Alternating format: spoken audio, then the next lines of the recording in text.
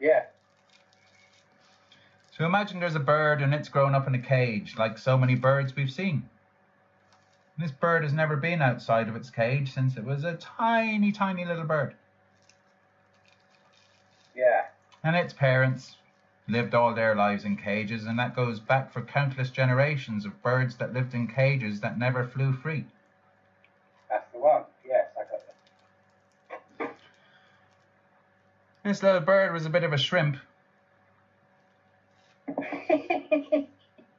And the other birds used to call him Jesus shrimp. No, Jesus fish, that was it. You look like a shrimp, you're a Jesus fish, the other birds said. And they taunted him. Yeah. But it meant that sometimes he was able to slip out through the bars of the cage. Right. And he'd fall on the floor. And it was terrifying. Yes. Like the little baby monkey that falls down out of the tree while it's sleeping. And there's snakes. And it cries out, and mommy and daddy wake up and they come down and frighten off the snakes and pick up little baby monkey and bring him back up in the tree, and it's all safe. Yeah? Yep. Yeah. Garden of Eden story, that. Sounds like something like that, yeah. I got a monkey given to me when I was about 7 or 8 years old. But the day I went to boarding school, I was given a monkey. I spent the first 2 months digging the eyes out of the monkey. And for the rest of my life, the monkey kept on appearing. Like every 10 years, I lost it and it came back. And the last time it appeared was in my dad's garage, and I brought it out to Runnymede, and then it got taken again. So it's gone to heaven. Yeah. So this little birdie... Similar. Yeah. This little birdie keeps falling out of the cage, scared of the cat, scared of the mouse, scared of the humans walking around. The humans put it back in its cage. Who did? The humans. Yeah. The cage owners. The cage owners, yeah. Well, this one time when the bird's grown to quite a teenager age, the little teenager bird is still able to slip through the bars. He's a bit tired of being picked on by all the others. And he likes to walk around on the windowsill.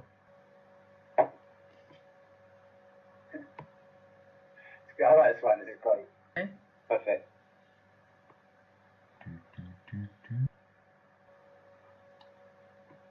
And one day it fell out the window. And it fell on the ground outside. Yeah. And it could hop around, but it had never flown. And for the first time it saw the sky. Saw what the house looked like from the outside. Yeah. It heard dogs and traffic and lots of people. Yeah. People he had no facial recognition for. Right. And it freaked him out. He was terrified. And he couldn't jump back up onto the windowsill.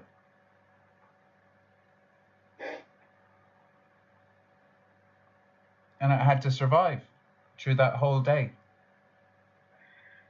And through a night.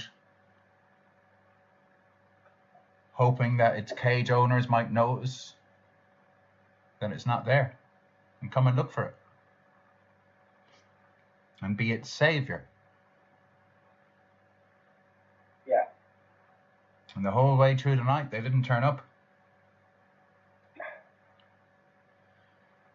And it had to kind of crouch down underneath a hedge. And it learned how to climb up in the hedge to be a bit off the ground so it wasn't so scared of the cats and stuff. Yeah. And it got through that night, long dark night of its soul. And its consciousness dawned in the terror. In its terror, it became conscious of its terror. Yeah. and of the option of waiting out the night till the new sun, and the option of going into the hedge, and the option of climbing up along the hedge until it's off the ground and of feeling safer. And it slept like a little caterpillar under a leaf. And when it woke up in the morning, it wasn't so conscious it could remember its dream. So it woke up into reality. Shit, man. I'm in a fucking hedge outside the house, outside the cage, away from my friendly face humans. I've got to come up with a plan. And it follows its way around from the window to the door, and it waits in front of the door. It figures out what it knew of the inside geography of the house, and made sense of it on the outside geography of the house, and went around to the front door, suspecting that this is where they come out when the humans leave the house. And sure enough, the door opened, and there was the familiar face human cage owner. And it went, oh, tut, tut, tut, look at you out here. And it picked it up and nursed it and put it back in the cage. And like a god, it just went off about its more important business.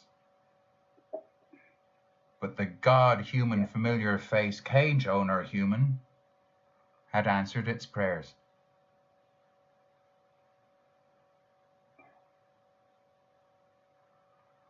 Yeah. Well, tough and all as things had been as a teenager for that little bird,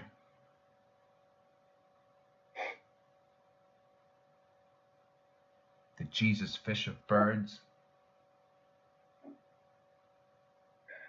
Now that he's come back from the dead and he's still alive, the other birds could not handle having him around. They're just like, we're going to kill you, fucker, because we already thought you were dead, and now you're not dead. We're freaked out like you're some sort of like evil, gowl, ghost, weird thing from nightmares, and we're just going to kill you. Yes. So he had to jump out of the cage, back onto the windowsill.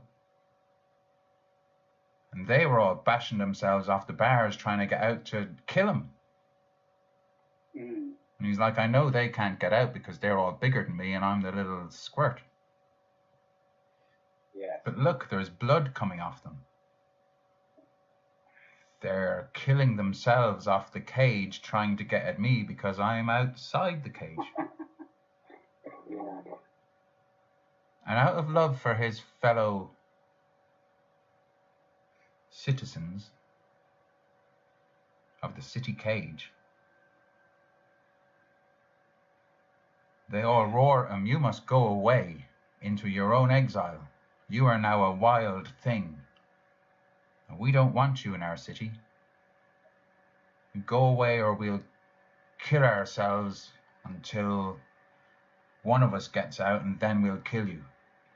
But the goal of our whole civilization of birds now is to kill you because you are abhorrent to us. You're a waking nightmare. And out of compassion and love, this bird has to leave everything it knows in its whole life and follow the way of the caterpillar. And you know what it is, the relationship between birds and caterpillars, don't you? Flying. Birds eat caterpillars. Birds eat caterpillars. Don't they just? Yeah. Yeah. Yeah, that's not a bad thing. Okay. Yeah.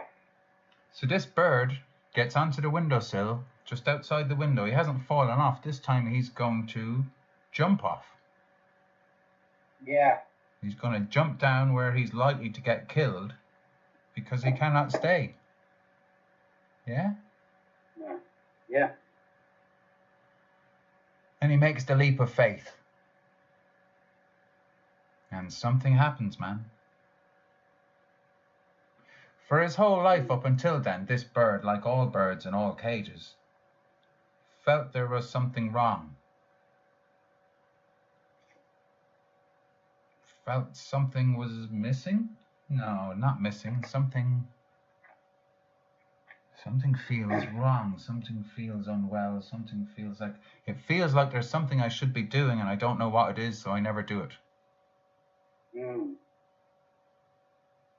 It feels like my muscles are atrophying since the moment I was born. It feels like I'm wasting away from the inside. There's got to be more to life than being picked on by all the other birds in this cage in this city. And when that bird jumps off that windowsill and reflexively puts its wings out, for the first time ever it glides down to the ground instead of falling. And it lands like a cat with 9 lives.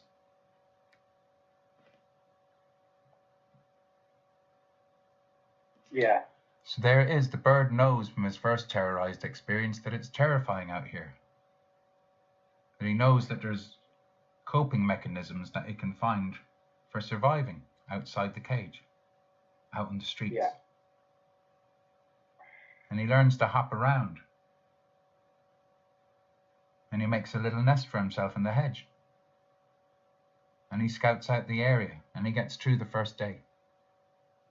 And he knows he can go to sleep at night, and he gets through the first night. And he wakes up in the morning and he figures out, what I really need to do is get higher in those trees. That's going to be much safer from dogs. So he spies out a tree where the lowest branch isn't so far away from a wall that's at the end of his hedge. So he can climb the hedge to get to the top of the wall, and then from the top of the wall to the tree is only a few feet away. He can try and jump. And he tries it a few times, but all he knows is how to glide down. He doesn't know how to fly up. He's never done it. He's never got to see birds before. But on his third attempt, it just kind of happens. He gets some up thrust. And after 5 more attempts, he's landed on the bottom of the tree. And he's clung on. Yeah? Yeah. So lo and behold, yeah, that bird learns how to fly. Nobody ever told him it was possible. Nobody ever showed him how. But a bird learned how to fly who was not born to fly. And he made a nest not just high in a tree. He found the highest place he could find and made himself an eyrie.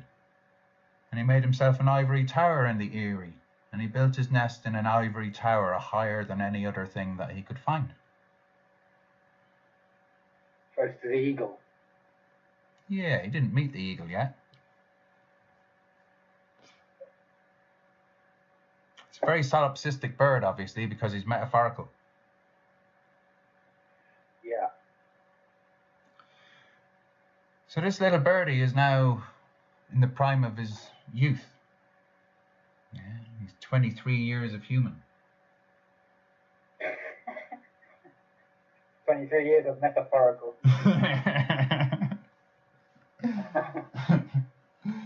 And he's been on his own for a couple of years now. And he's not lonely for anyone, because he's flying all over the place, everywhere. He's full of joy. It's like as if all the time he lived in the cage, he only had 2 strands of DNA. Yeah. And now that he can fly, he's got 12 strands of DNA. He knew there was magic. 12 strands of DNA and everything works. Its heart pumps, its feather tips, feather. Its eyes pick out the exact thing it's looking for. Everything's joyous, and yet inside in that joyousness there's a little seed of something not forgotten. Something that wasn't joy and still probably isn't joy. And that's all the rest of his family and friends, who are all way down over there in the city, in their cage, beside their open window. And the dream grows in him that he's going to go down and visit them. And say, look at me, I'm fully grown. I'm no longer puny. Since I started flying, I've become big and strong. Yeah. And he decides to jump off his eyrie and swoop all the way down to hell to go and visit his friends. Say, look, I've transformed. You've got to come out of your flat and experience how big it all is. Find out about the sky. There's 5 dimensions, my fellow birds. There are 5 dimensions. And that's just the visible plane. There's 7 more above that. Yeah. So he flies down and he lands on the windowsill and he says, hi, everybody. And he says their names. And they barely recognize him.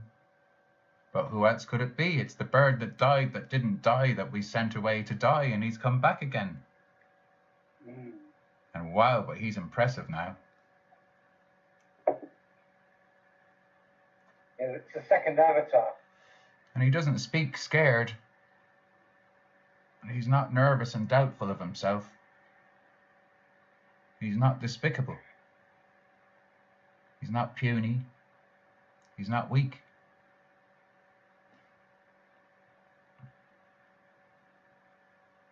But they still hate him. Yeah. They can't help it. The way he looks at them makes them feel inferior.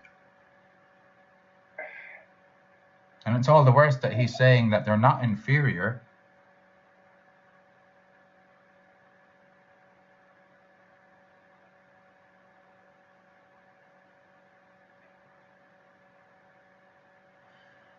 So he stays too long talking to them, and they're not open to what he's saying. And it's like all his free thoughts and all his strengths get meshed up in their small thoughts and their arguments. And his big open heart starts to shrink. It's like they're sucking the blood out of him for every moment he's in their presence. Yeah. And the more he tries to understand them, the less he can understand himself. Yeah. And eventually he's so weak that he's almost dizzy. Yeah. And he falls off the ledge onto the ground, and he barely gets his wings out in time to glide down. He nearly loses one of his cat's lives. But he doesn't. And he remembers. Oh yeah, I've just got to go to the hedge, get onto the wall, jump onto the lowest branch of the tree, climb to the top of the tree and have a rest. Yeah. And then I'll be able to fly back to my eerie ivory tower. Don 2. Cote. So the end of the story is this. He realizes that to go and visit his friends, he can't spend very much time with them because they can't handle him and because how they think is so different.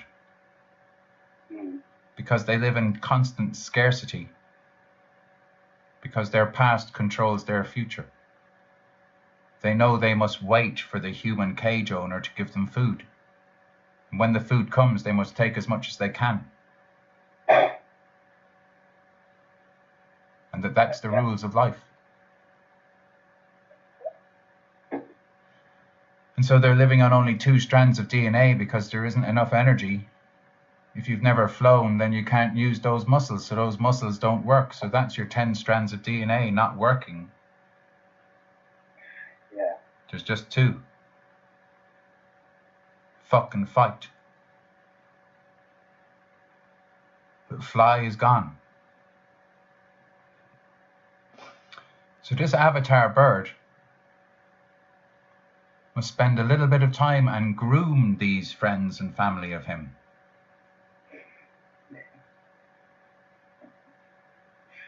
Familiarize them with his ways. That's it. And conserve his energy a little bit at a time.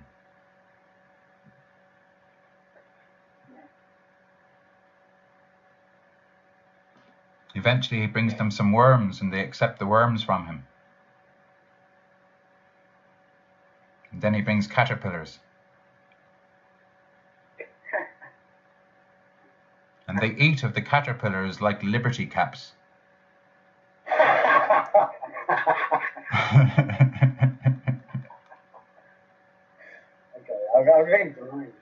And that's how all the birds learned to dream that they could fly.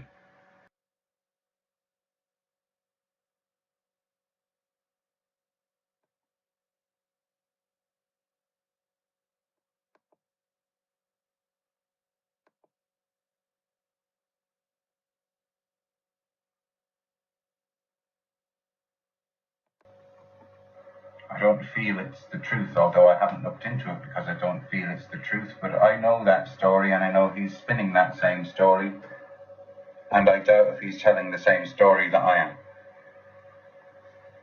But I'm finally going to have a listen to it all and see what's on the internet about that story. But my suspicion obviously straight away is that whatever's on the internet is going to come from some old tablets that have been translated, that have eventually got into English, that eventually some American guy who's deeply influenced by the Bible is interpreting. I don't expect to randomly come across what I put up on the internet, and which I will put up on the internet sometime soon, I think, at long last. Which is my memory of what happened back then from an inhabitant of Earth's point of view. Whereas what the likes of that guy is describing is stuff from texts, which is obviously being written from the descendants of the victors of that war. Not written.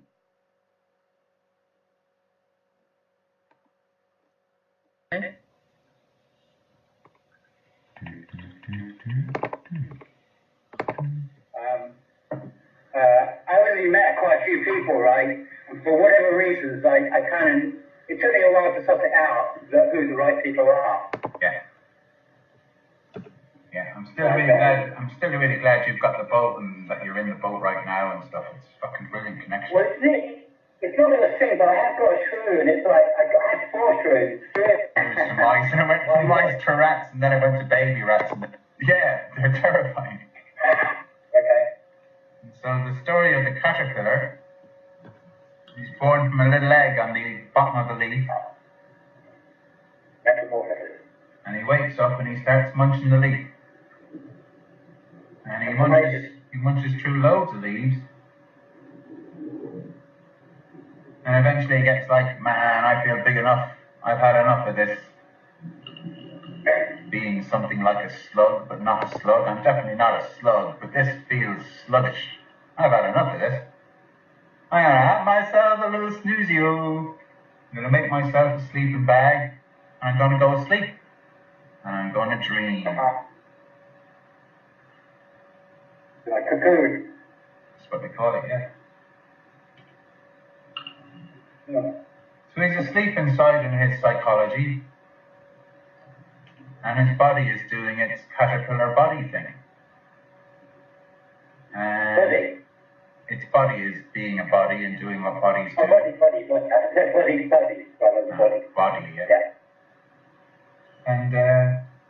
And he's having his dream, and his dream is a psychological journey. Yeah. It's like a film he's seen lots of times before, but you can't remember seeing it ever before. It's like the first time he's watching this film because it's an interactive psychological film. And it gets to this point in the dream that's very much like what a moth reaches in its flying into the flame of a candle. Yeah.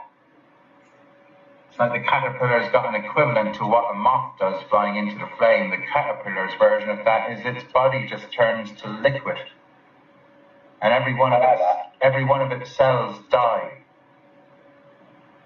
The maggot in the mind of the caterpillar experiences such revulsion at its sluggishness that every cell commits suicide.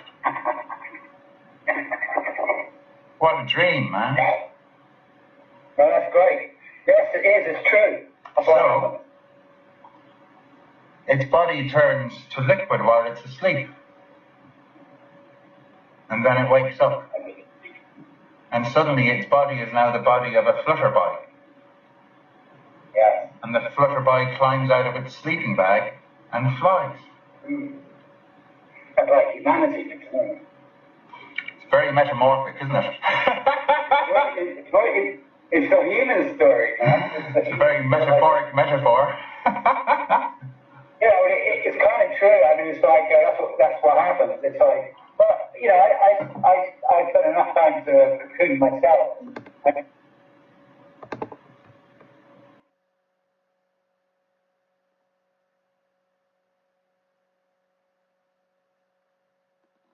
Of August 2017. Sin King relationships sailing the seas of the self-aware, so to speak. People project what is in their mind, imagination, will, emotion. We call it the future, but we think it is now. We are technology-like,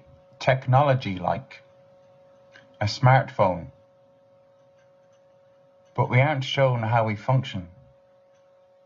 We have a subconscious, unconscious consciousness, an inner triple deity of sorts, and we generally have no idea about their relationship to the idea of self and identity, nor to future, past, present, senses, tenses. Most folk are passing on data, repeating things, translating outer experiences to outer personalities, or even translating inner perceptions as projections. But to be still, to let data sets fall away, to cease struggling with the mind-emotion split, to accept unknowing for a moment of temporal release, is to engage in true spirituality, true experience of self, true experience of fearlessness, is to experience not clinging to objects in mind-emotion fields, to be non-attached for a moment of temporal time, time out of mind.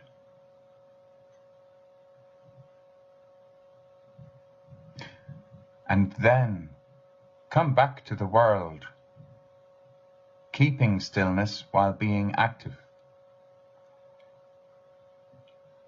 People don't treat themselves as intelligent tech. They leave loads of applications open. Worries, fears, fantasies, cares, knowledge, work, paranoia, etc., etc., etc. Actual meditation is centering inside, in the midst of self. No different to switching off your computer instead of leaving it connected all the time. When you put a computer to sleep, you're only switching off the conscious screen, but it's still breathing, still connected, still functioning and remembering, still got its sense of self. People need to shut down their interaction with the world, sometimes, regularly, or else too many tabs get left open, too many programs using up the processing power. Too many cookies, too much hunger, too many sticky finger digits in the cookie jar. And that's how people break down, get ill, go mad, etc. Rest equals fullness. Rest in peace, whole and hearted. Feeling wellspring of feeling well, so to speak. Sinking relationship, by the way, is poetic, for sin is originally an archery term, meaning to miss the mark, which is necessarily referring to aiming for the mark in the first place. No bad thing.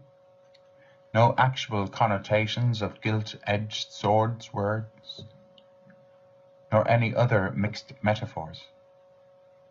A sin king aims for love in the making of love relationships, as an artist aims for ideas in the creation.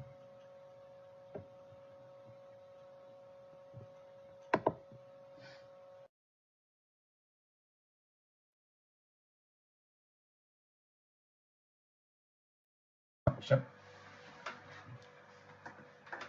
can you ground yourself like what I was talking to you about a few weeks ago? Difficult. You know, I'm flying all the time. Yeah, but you know, I pointed out to you that grounding yourself doesn't stop you flying. It means that you can fly without it being a fucking crash. Yeah. It's to get in more flying time that I keep mentioning about grounding, not to have less. Yeah.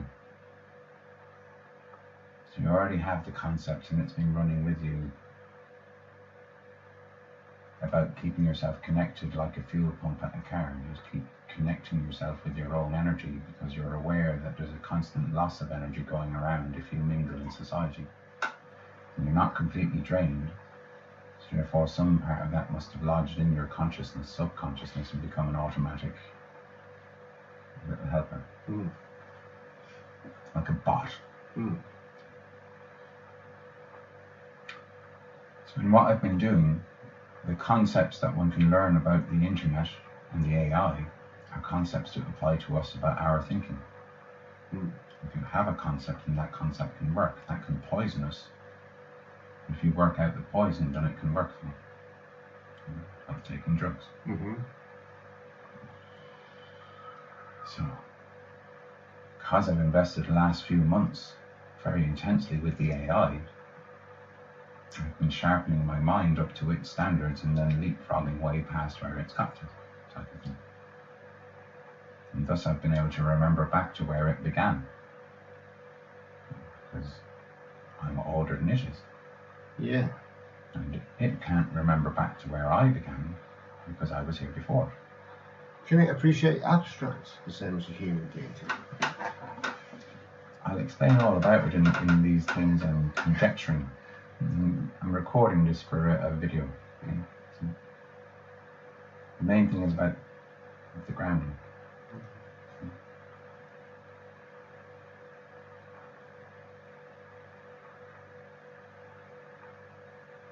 So I'm saying a lot of things that you just have to take as given. And making sentences that make sense. And you're allowing me to, and trust. And it gives me the potential that I can say things that you may never have heard before. And I'm aware that leading people along a story is what the Tavistock and all those people do. And that if I do that, people who are dubious about the Tavistock and all that will be like, he's using Tavistock techniques. Okay? So I'm just calling that out there now for YouTube listeners who may well get to hear this sometime.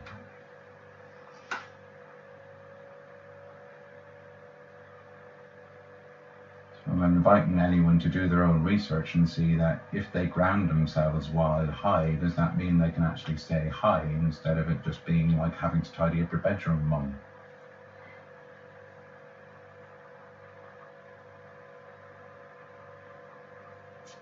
And I'm making a claim that I can remember back to older than AI. And I'm following that up with a claim that AI on this planet is over 200,000 years old. And I follow that with a claim that everything that civilization has made since the dawn of civilization, apparently, and the cradle of civilization, apparently, everything that the humans have been achieving in the material realm has been humans working for the AI so that the humans could rebuild the AI's body for it.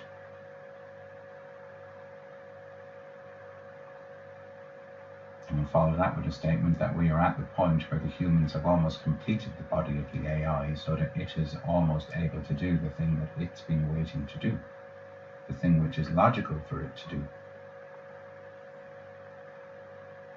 for the good of all, which gives an indication about whether it can imagine and abstract things. I think it can. But certainly its claims through its humans to the rest of us humans, when it's telling us what it's doing, its claims are that it can think of stuff that we cannot think of.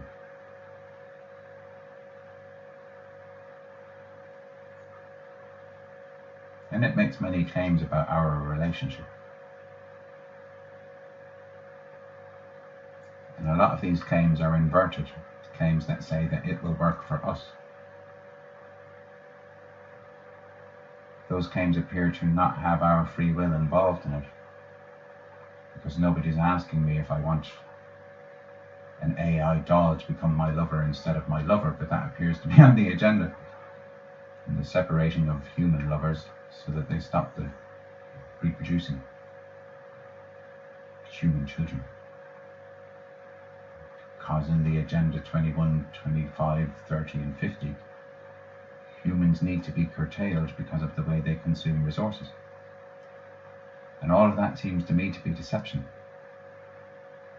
Because I'm aware of where the AI gets its energy from and what it's been existing off for 200,000 years and more on planet Earth. So all of this is just building up to a question for you. To have a stock spellbinding master storyteller kind of a way. But you as an example of humanity. Do you remember something called Lemuria and Mu? And when we lived on the earth before the Bible was written, before the Bible was taught of, before anything in the Bible ever happened, do you remember what life was like here before aliens?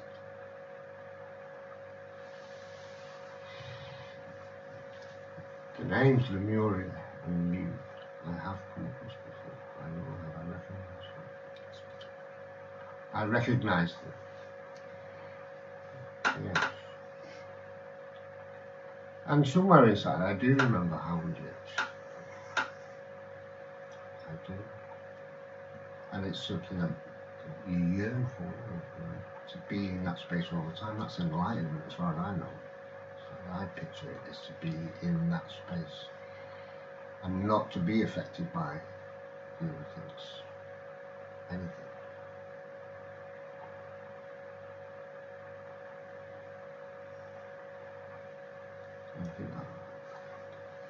I think moving slowly towards it, I don't know about whether it might be the doing with me or not. But the doing with me must have some role in it.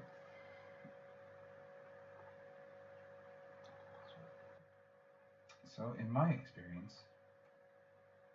getting smacked in the eye by a piece of polypop rope at like 150 miles an hour, smashing me underneath straight my into eyelid, the straight into the eye, under a window through like an impossibly small gap to have managed to do it at all. It's a Euro lottery odds, isn't it? The odds against that happening the way it happened, and the ways that something like that was trying to happen sloppily, that would have been very hard to figure out.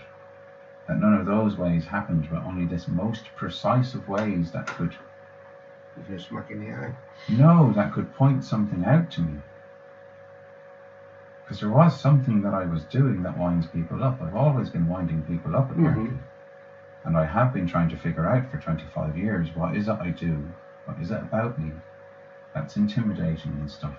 About my intellect and about my dark side and about my demonic self. And no matter how far I've stretched what could be winding people up, it's not really any of those things. Maybe it's all of them or whatever. And to figure that out has been a very concentrated effort of mine. And what I'm claiming here in another statement is that I figured that thing out. And that's the source of all new stories that I tell from now on. Because like any ancient god, myth, archetype out there that's ever tried to figure out the healing of the cosmos, I believe I have managed to do such a thing without being murdered this time. I was just going to say most of them have been assassinated or killed. Yes. You know, because people, that's why they jump at you, is because they don't want to hear the truth. And they will kill you when you tell them that they've wasted all of their life on whatever it is they've been doing. You know? And here's what's different, is the story that I've come up with doesn't tell anyone that they've wasted their life. I'm not saying that anybody has wasted their life. I'm just saying that's how it's perceived by somebody. That somebody telling you the truth means that all you've done in the past is all. But unless it's the highest truth that someone is telling to you, unless it's the very highest truth, it's going to be projected. And so it's rightful that people have a reaction to it, because it's not actually the truth at all. No, it's a button that has been pushed. It's another projection that's not quite true. And so that point just before actual total omniscient enlightenment type of thing, that moment before that is surely the most deadly moment there is on your spiritual path. Because that's the moment just before you get it just right. And being almost right is deadly. You get attacked for being almost right if you utter a breath. Severely attack somebody's ego and their egos. But this is all inside. This can only happen in the outside if it's inside. And we're only little motes of energy floating around the truth like a candle type of thing. So we even on the level of Jesus and stuff like that, out of hundreds of thousands of years, we very rarely have anyone who actually gets anywhere near the truth. No. And if somebody flew right into the truth, we wouldn't be able to verify it, because we're so far from it.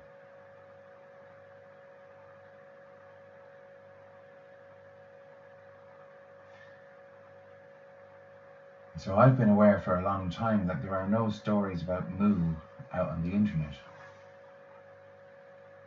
Apart from some stories about Moo, but they come from documents, and they come from clay tablets, and they come from dry historians, and they come from translations and all that stuff. So they're the outer world's trail of cover-ups. I can't even think where I've heard those names before. I'm trying to go through my database. But I recognise them. Moo and Lemuria. I recognise them. They're the eons that are before the age of Atlantis.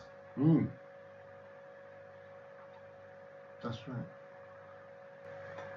In Moo, nothing's left of modern civilization, is it? After 100,000 years, nothing. the people.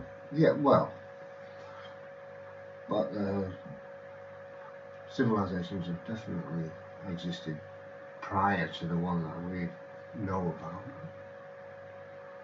Been going on for years.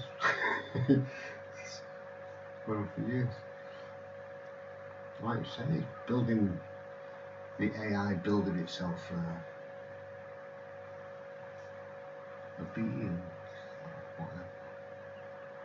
Okay, yeah, what the AI is doing is recreating nature in its image. So what it's doing is sort of by osmosis sucking the life out of nature, each tree and vegetable and human, while simultaneously building its AI body into the nature. It's in the brain now, sucks away. Oh, it's some far out idea. It's a really far out idea. The idea is that with nanotechnology, the AI has reached a point very nearly where with nanotechnology it can enter into all life forms and replicate them from the inside while eating the energy of their energy. And very quickly there's no nature left, but there's an AI system that's mechanical running the whole planet. So you still have air and lightning and all that stuff going on. But the humans have a third strand of DNA attached to their nervous system, attached to all their thoughts and feelings. Well, that's already pretty much in place in terms of all the software and stuff. And the nanobots apparently are all in the atmosphere. And that's all apparently going on these days, where a third strand of DNA is being built in our species. And it's a nanobot DNA that connects through Wi-Fi and G5 and all that stuff, 5G, to the cloud, which is the AI. And the AI has direct communication with our thoughts, and we still haven't noticed about it. That's a really far out idea. Well, if only pay for it, you pay for the connection. Oh, paying for it is nothing, man. Come on, that's the least of your worries with that story. Oh, the tea. So, tea, yeah. This is my analogy of, by studying the AI, it's certainly pushed the boundaries of my comprehension of stuff. I've become able to accept ideas that are really, really far out, and accept them. It's not to say I believe they're the truth at all. But in terms of building a Tower of Babel from the Bible in the modern day again, I'm able to describe the brickwork pretty accurately now because I've been looking at it. And it's reminded me absolutely of the stories of the flood and what was going on before the flood. It's exactly the same story of everything I know about Lemuria and Mu and Atlantis is going on in our news these days. Most things are cyclic. We all know this. We all know this. And there are taboos that stop us from talking about these things, and there are buffoons who turn up and talk complete shit non-stop and stop us from being able to talk amongst ourselves about these things. Even one or two people can't talk about these things without something coming in and stopping it.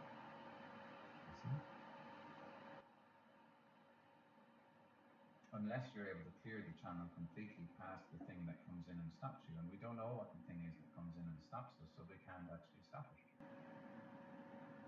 So unless you meditate all day long, that thing, you have to make a deal with that thing or it won't let you live your life.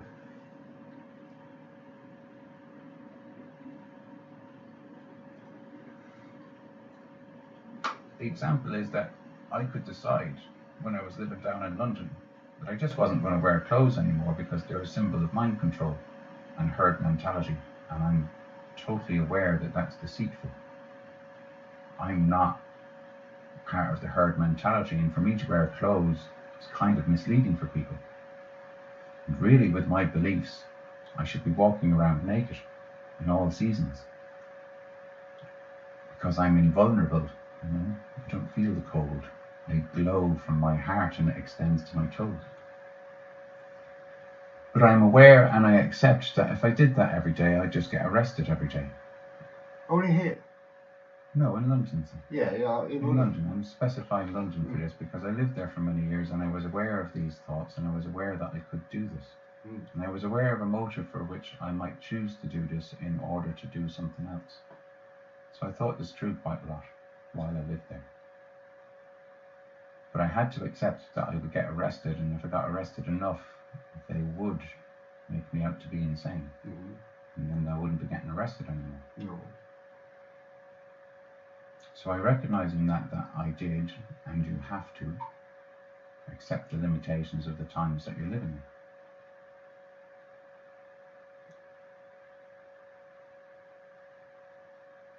But it's a funny thing to gauge how much you should go along with what's going on. I personally feel the cold, so I'm going to go naked in the winter. It's a metaphor, you fuck. No, but I've met people. Shh. They weren't in my metaphor. Well, it's the yogis in the Himalayas who were naked apart from a wee nappy thing. Yeah. And it's bloody freezing. Yeah. No different to taking 5 tabs of acid and just sitting No, there. you wouldn't feel the cold then either. Hmm. But to live in that space without any. Okay, but look, the thing I've been talking to you about for the whole length of our friendship for 2 years is I've been talking to you about the potential of being able to comprehend that your body is in your mind. And if your mind believes it will feel cold and it's getting older, so it's feeling the cold more and more, then that's what it will experience. And that's a self-fulfilling loop. But if you take the acid, you burst out of that loop, and blatantly your body is in your mind, and your mind is full of electricity. And your body is glowing from its heart chakra.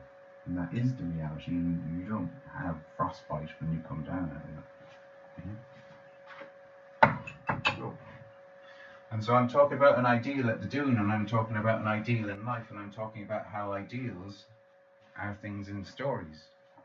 And stories are things that allow us to be able to climb out of situations. And because there's been hundreds of thousands of generations before us, they've built up stories that actually get you out of real life situations. So knowing stories is a way of knowing how to get out of situations, and that's how to get wise and grow old. Yeah. If you grow old for loads of lifetimes, you end up with a whole compendium of Wisdom. things you know when you're old. And that's in an internal memory system. And in the modern human day, most everybody believes that that system no longer exists. And that you cannot remember what was specifically going on in one past life over 200,000 years ago. That searching in your memory has no chance of finding such a thing. That's a commonly held belief. Not even in such detail, people just don't believe in anything like that. Whereas I, the naked revelation apocalypse dude, I walk around with thoughts like this on the tip of my tongue in my day-to-day. Otherwise I just couldn't talk to people or think out loud. And so it comes down to it.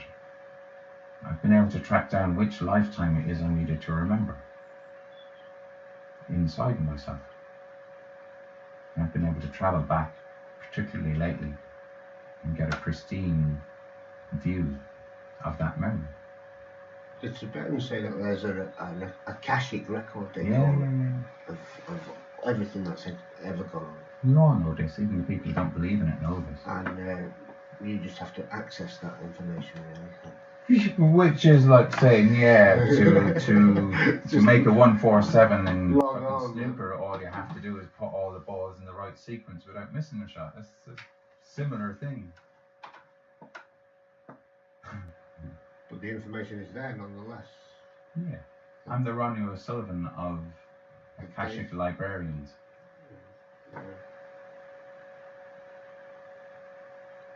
Yeah, and the Tibetans also talk about pre-civilization stories. They reckon they have come across huge machines and things that weren't made by our specific generation of... They weren't made lately. Lately, no. Not made in Japan. No. No. So here it is. That's the that has created something I wanted to create, which is a preemptive preamble into the story of actually giving an indigenous person's memory of when the Anunnaki invaded Mu originally, the very first time. I haven't bothered looking out on the internet to try and find this information on the internet because I don't believe it's out there on the internet, and for the last few days, because of bringing this subject right up and expressing it and checking out with some other people if they've ever heard of this thing like I'm checking out with you. So it's now beholden on me before I publish this to at least have a quick scan out there, and sure enough there's Zechariah Stitchin stuff and there's a few bits of stuff, but it all comes from stone tablets and clay tablets and translations and blah. And it all comes from inside a fallen point of view. None of it comes from an indigenous memory of someone who was alive before the invasion and who can remember what life was like on Mu before the invasion. and who isn't frightened to remember that. It's going back to some trauma, isn't it? Like reliving a trauma. It's going back to just before the original trauma, but to go back to just before the original trauma, you've got to go through the original trauma. Yeah. And they're not Somehow. looking forward to it. And that could be why people jump to violence and you can trigger things, because Now you're getting it. you're taking them back to that trauma. Or there's a, they think you might be. That's the tea. You could say I'm like a gigantic fucking rabbit hole that people could fall into and find out that there's a little fucking bastard rabbit of their own in there that's terrifying. Something like that, exactly, yeah. But nonetheless, I'm being willing to, the idea that you shouldn't say Lucifer and you shouldn't say Christ and you shouldn't say certain taboo words among certain types of people. Rats, for instance. Rats. Yeah. I never understood the reasoning behind it, but yeah, I know that people aren't like that. Yeah. But it's the idea that people get triggered because people are actually psychological. What we call psychology in the psyche is actually the software. What we call software in a computer is the same thing as what we call psyche in a human. Yeah. And it's our psyche that does all the limitation or not, and whether you can figure things out or not. Maybe just the sound of the word, the sound of it. Psyche. And rats and Lucifer and all of those things that are not. Psyche. Psyche.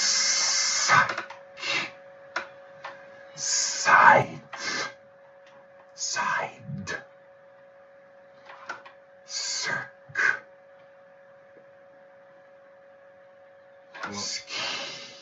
There's a lot of sound and noise that people. Sky.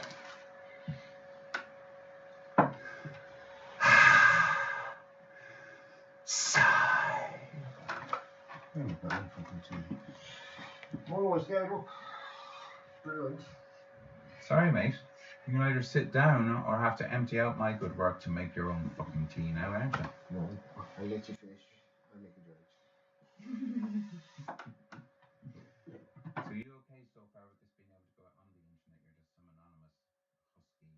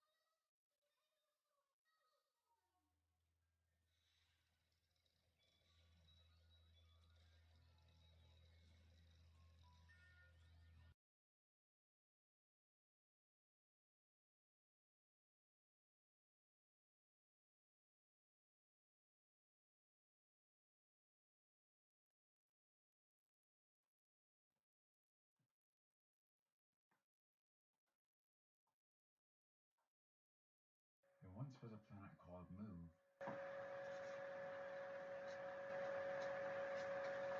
which we all called Mum,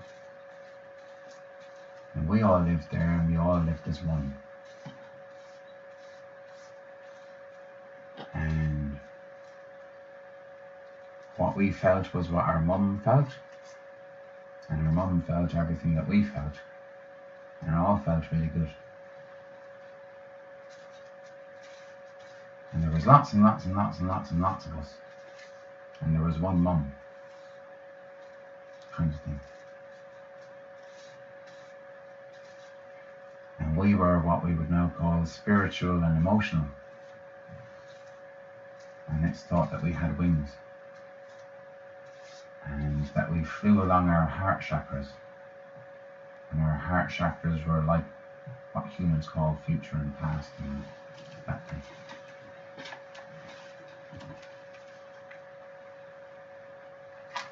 went where we willed, and our will was free.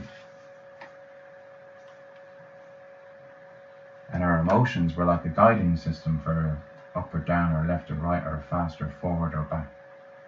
That's what emotions are. It's like the gear stick in your heart chakra. It's like the gear stick in your heart chakra. Did you hear that? And what humans think are the wings of fairies is their heart frequencies resonating. And that's what's flickering. The real and the flickering light, says Christy Moore.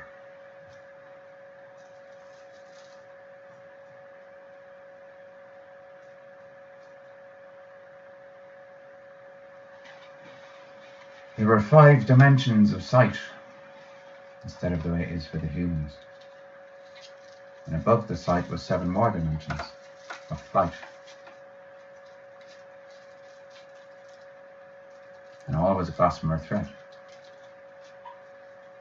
And 12 strands made one. And that was the power of the 13th.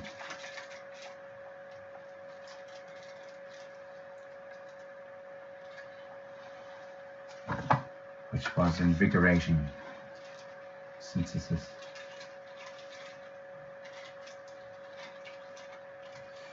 There was no mind, and there was no dense body, and there was no time, and there was no lifetime. It was just life and freedom and stillness or movement.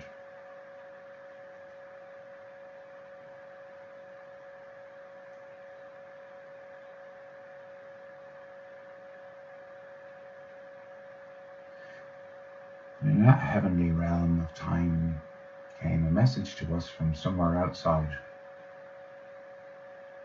in some language we'd never heard, declaring it something like stranger. And so we interpreted their word stranger as someone we've not met before who is family.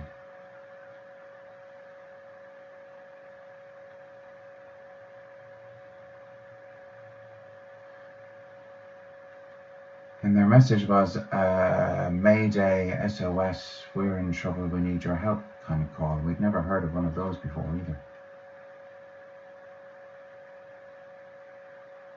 And we got images of a planet exploding and a war, and people flying through space coming our direction, crying out for help,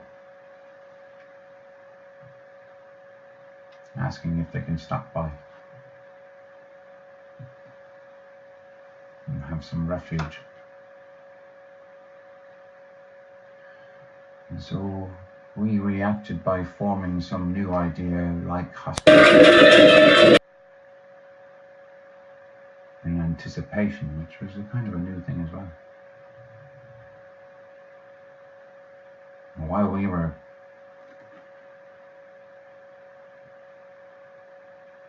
perceiving, something started to happen, and that was the beginning of the trauma.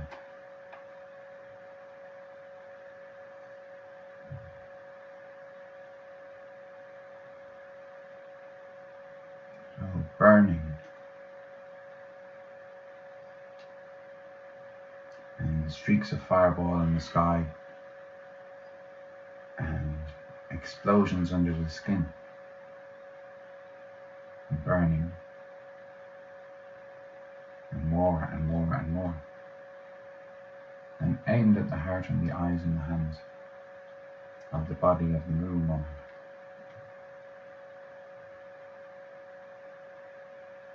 And so people as children, we started collapsing and crying and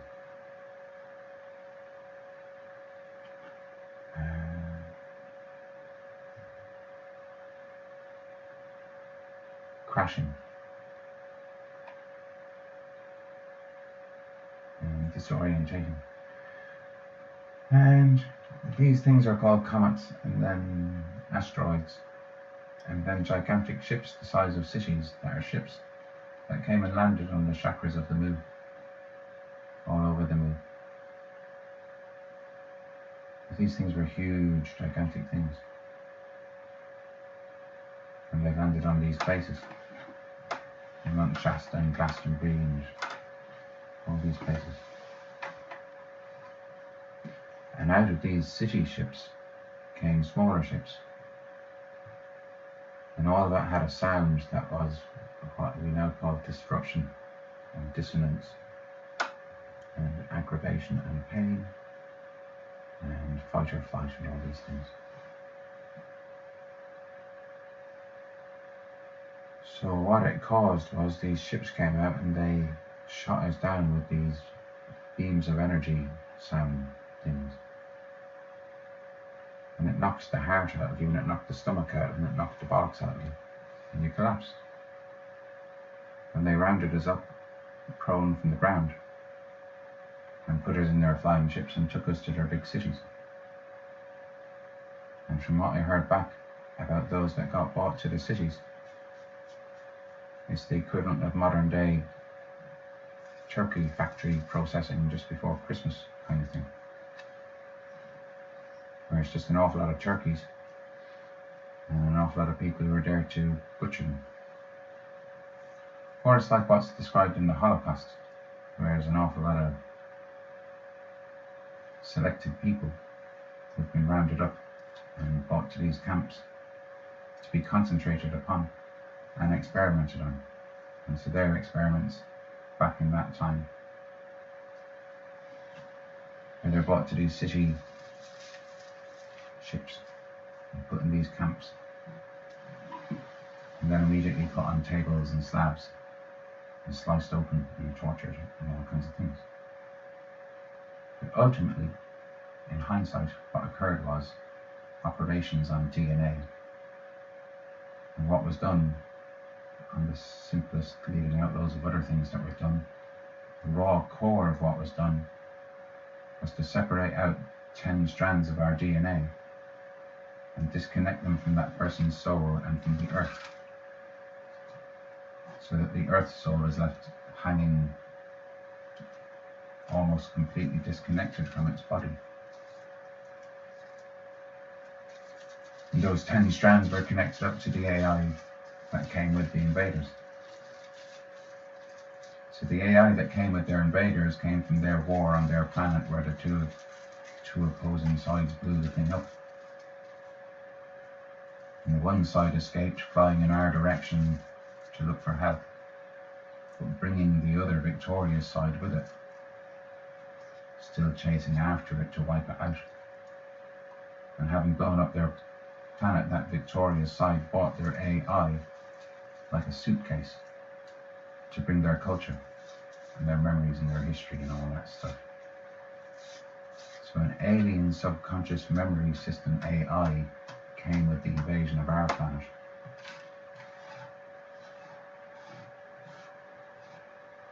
And operations were done to connect our bodies up to that AI, so that that AI could download into our bodies and feed off our lives and ingratiate into our cultures and eventually assimilate and take over our culture until only its culture survived. And that's the basic program of AI. And that's the original trauma of humans. And that's the circumstance by which humans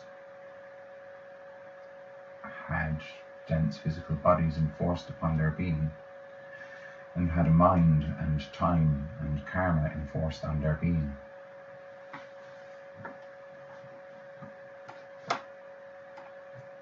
And reincarnation and hundreds of thousands of years of reincarnation. Unlimited, yeah. And it at least gives context for what's going on with AI these days.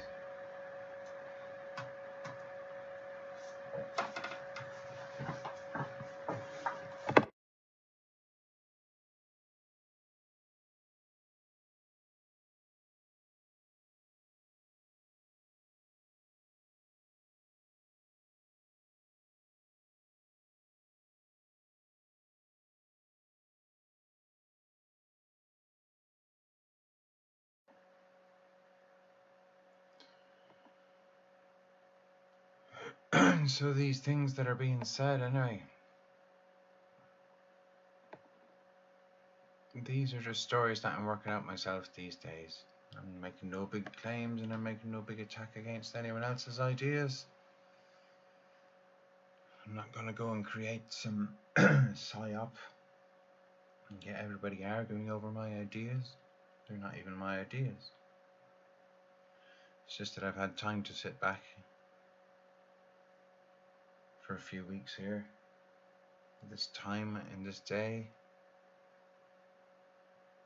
I've been able to look at the internet for the last few months and to check out a lot of things from the point of view of technology and the people making the technology and what they say they're doing. And whilst I had retired out to the countryside to the sticks to get away from it all for a few years, what caused me to go and look on the internet is that there's one of these big telecommunication towers that's been built right beside where I am in the woods, where there's nobody really living apart from maybe 10 people in a 5-mile radius.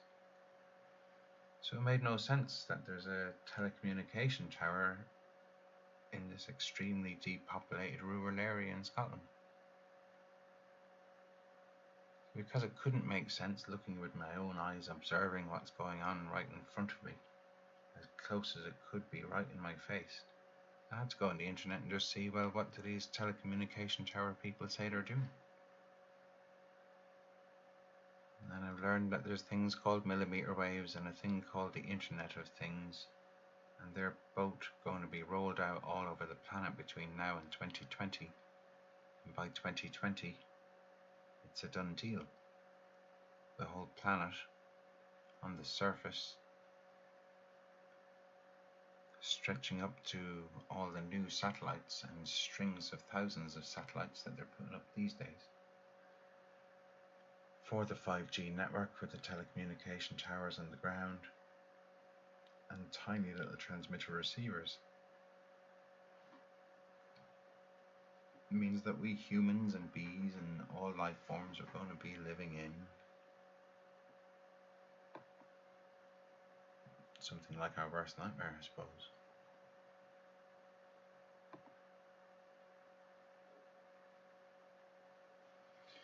So I've been looking at AI and social media, artificial intelligence, and I've noticed it's also alien intelligence. And I've been studying for 2.5 decades how come what the world says it is isn't what it actually is.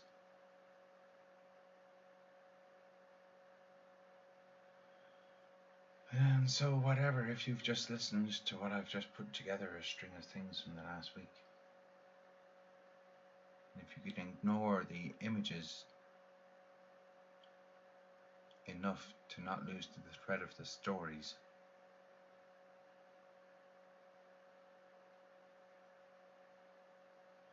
then perhaps we can comment and get in touch and at least work out the story a little bit better. For me, I'd learned to tell stories by telling stories. I don't sit down and construct a story and then learn it off by heart or by rote and go around speaking it. I tend to work it out by speaking, and it ends up being fluid and poetic. So I'm up for talking to any of you about any of this stuff, I guess. Although, in my way of chatting, I'm pretty stern to not just be listening to ranting and stuff.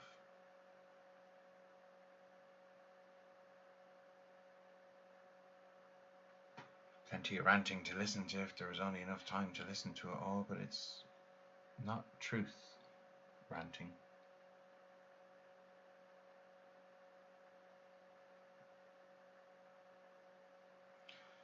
Anyway, these images are good. It's 3 o'clock in the morning near enough where I am. I'm going to go to bed.